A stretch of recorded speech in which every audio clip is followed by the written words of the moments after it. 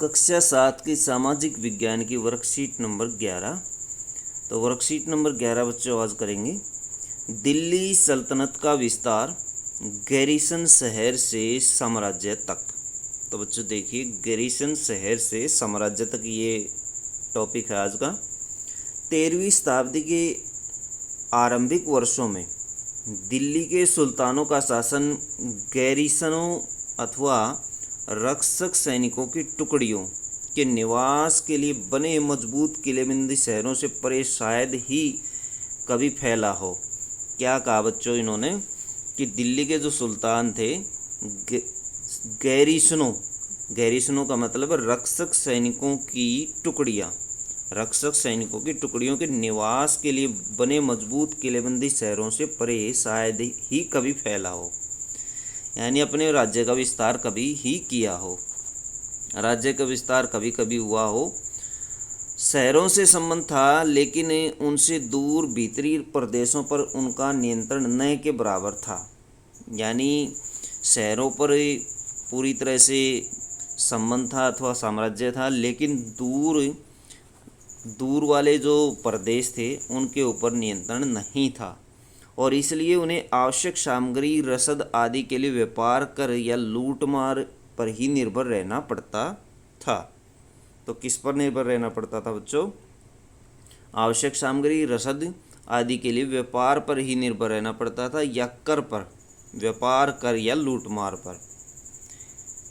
दिल्ली से सुदूर बंगाल और सिंध, दिल्ली से जो सुदूर अथवा गैरीसन जो प्रदेश थे वो देखिए बंगाल और सिंध के गैरीसन शहरों का नियंत्रण बहुत ही कठिन था।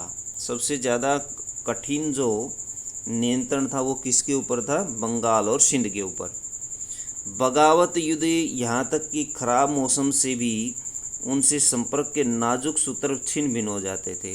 खराब मौसम, इस तरह की जो स्थितियाँ थी उनके सामने आती थी।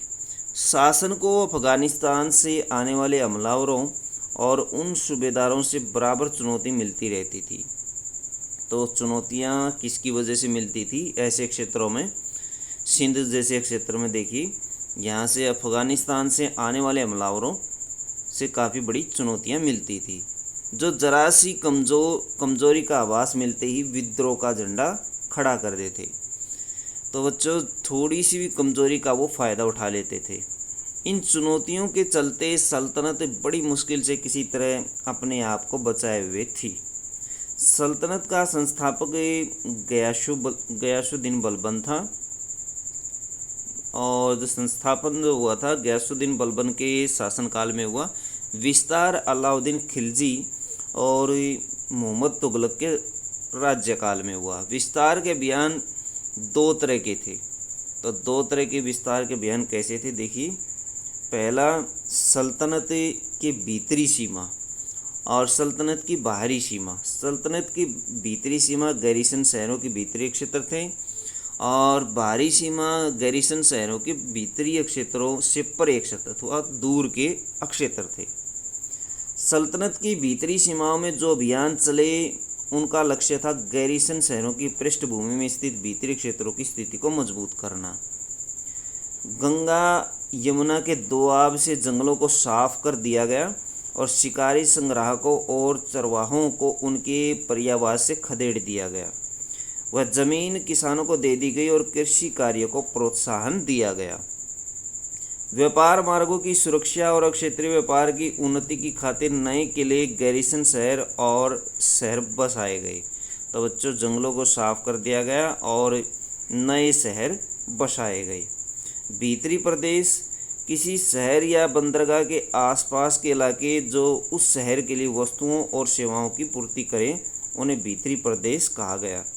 गैरीसन शहर किलेबंद बसाव जहां सैनिक रहते हैं उसे गैरीसन शहर कहा जाता है। किलेबंदी करके जहां पर सैनिक रहते उन्हें गैरीसन शहर कहा जाता था।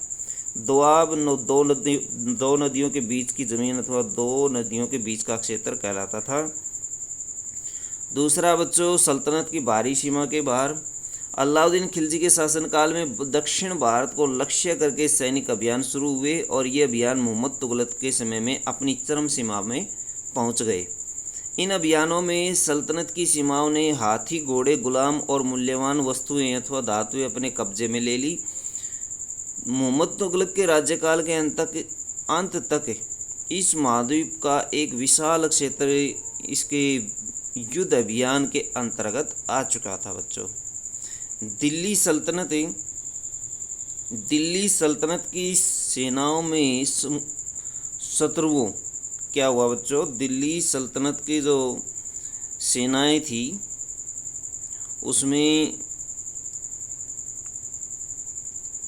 दिल्ली सल्तनत की जो सेनाएं थी बच्चों, दिल्ली सल्तनत की सेनाओं में ने शत्रुओं की सेनाओं को परास्त किया और शहरों पर कब्जा कर लिया। इसके सूबेदार और प्रशासक के मुकदमों में फैसले सुनाते थे और साथ ही किसानों से कर वसूल करते थे। नीचे देखिए बच्चों, भारत के भौतिक मानचित्र पर अलाउद्दीन खिलजी के दक्षिण भारत के अभियान को दर्शाइए। सहायता के लिए देखें हमारे अतीत भाग 2 पृष्ठ नंबर 34 व 35 का प्रयोग करके आप अलाउद्दीन खिलजी के क्षेत्र को दिखा सकते हैं। कुछ प्रश्न है बच्चों इससे संबंधित। प्रश्न नंबर 1 है, दिल्ली सल्तनत से सुदूर 2 गैरीसन शहरों के नाम बताइए। बंगाल और सिंध। बंगाल और सिंध 2 क्षेत्र थे बच्चों, ऊपर हमने स्टडी किए थे वर्कशीट में।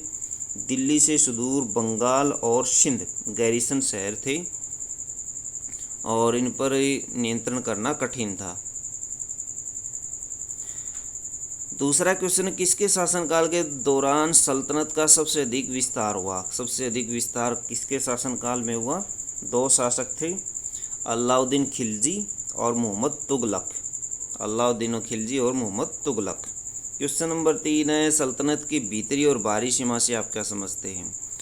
भीतरी से समझते हैं कि जो भीतरी प्रदेश थे उन्हें भीतरी क्षेत्र कहा जाता था। गैरीसन शहर के भीतरी क्षेत्र कहा जाता था जिन पर सैनिकों का अथवा सेना का अधिकार होता था और कंट्रोल रखना काफ़ी आसान होता था। सल्तनत की भीतरी सीमा के अंदर जो क्षेत्र थे, भीतरी सीमा में जो अभियान चले उनका लक्ष्य था गैरीसन शहरों की पृष्ठभूमि में स्थित भीतरी क्षेत्रों की स्थिति को मजबूत करना।